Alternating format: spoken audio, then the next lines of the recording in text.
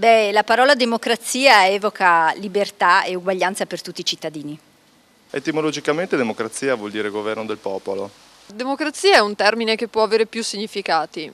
Intanto bisogna distinguere fra democrazia rappresentativa e democrazia diretta. Bisognerebbe considerare se il solo esercizio del voto ogni 5 anni vuol dire veramente democrazia.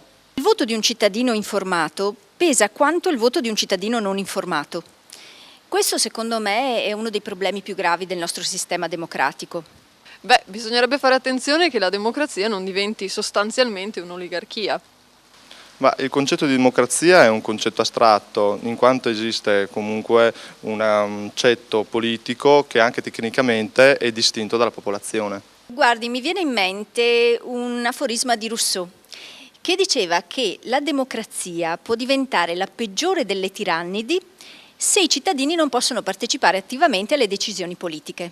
Forma originaria e radicale di democrazia può essere quella sperimentata nell'Atene del V secolo, dove tutti i maschi adulti erano coinvolti nella gestione del potere. Oggi è molto diverso, la nostra società è molto più complessa e il cittadino esercita il suo diritto soltanto una volta ogni 5 anni, delegando una minoranza a governarlo.